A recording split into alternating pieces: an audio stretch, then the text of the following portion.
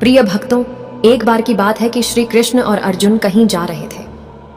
रास्ते में अर्जुन ने श्री कृष्ण से पूछा कि प्रभु, एक जिज्ञासा है मेरे मन में, अगर आज्ञा हो तो पूछूं?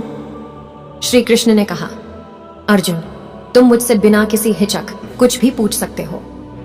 तब अर्जुन ने कहा कि मुझे आज तक यह बात समझ नहीं आई है कि दान तो मैं भी बहुत करता हूं, परंतु सभी लोग कर्ण को ही सबसे बड़ा दानी क्यों कहते हैं? यह प्रश्न सुन श्री कृष्ण मुस्कुराए और बोले कि आज मैं तुम्हारी यह जिज्ञासा अवश्य शांत करूंगा। श्री कृष्ण ने पास में ही स्थित 2 पहाड़ियों को सोने का बना दिया। इसके बाद वह अर्जुन से बोले कि हे अर्जुन, इन दोनों सोने की पहाड़ियों को तुम आसपास के गांव वालों में बांट दो।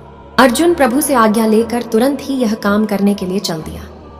उसने सभी गांव वालों को बुलाया, उनसे कहा कि वह लोग पंक्ति बना लें, अब मैं आपको सोना बांटूंगा, और सोना बांटना शुरू कर दिया। गांव वालों ने अर्जुन की खूब जय जयकार करनी शुरू कर दी। अर्जुन सोना पहाड़ी में से तोड़ते गए और गांव वालों को देते गए। लगातार 2 दिन और 2 रातों तक अर्जुन सोना बांटते रहे। उनमें अब तक अहंकार आ चुका था। गांव के लोग वापस आकर दोबारा से लाइन में लगने लगे थे। इतने समय पश्चात अर्जुन काफी थक चुके थे। जिन सोने की पहाड़ियों से अर्जुन सोना तोड़ रहे थे, उन दोनों पहाड़ियों के आकार में जरा भी कमी नहीं आई थी। उन्होंने श्री कृष्ण जी से कहा कि अब मुझसे यह काम और ना हो सकेगा, मुझे थोड़ा विश्राम चाहिए। प्रभु ने कहा कि ठीक है, तुम अब विश्राम करो, और उन्होंने कर्ण को बुला लिया। उन्होंने कर्ण से कहा कि इन दोनों पहाड़ियों का सोना इन गांव वालों में बांट दो। कर्ण तुरंत सोना बांटने चल दिए। उन्होंने गांव वालों को बुलाया और उनसे कहा, यह सोना आप लोगों का है, जिसको जितना सोना चाहिए वह यहां से ले जाए। ऐसा कहकर कर्ण वहां से चले गए। यह देखकर अर्जुन ने कहा कि ऐसा करने का विचार मेरे मन में क्यों नहीं आया। इस पर श्री कृष्ण ने जवाब दिया कि तुम्हें सोने से मोह हो गया था। तुम खुद यह निर्णय कर रहे थे कि किस गांव वाले की कितनी जरूरत है, उतना ही सोना तुम पहाड़ी में से खोद कर उन्हें दे रहे थे। तुम में दाता होने का भाव आ गया था।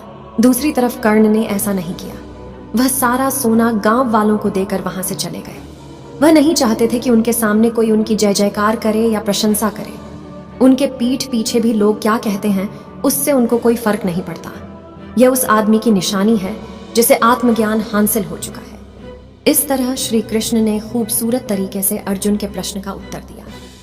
अर्जुन को भी अब अपने प्रश्न का उत्तर मिल चुका था। तो दोस्तों, दान देने के बदले में धन्यवाद या बधाई की उम्मीद करना भी उपहार नहीं, सौदा कहलाता है। यदि हम किसी को कुछ दान या सहयोग करना चाहते हैं तो हमें यह बिना किसी उम्मीद या आशा के करना चाहिए, ताकि यह हमारा सत्कर्म हो, न कि हमारा अहंकार। बोलो राधे राधे। जय श्री कृष्णा।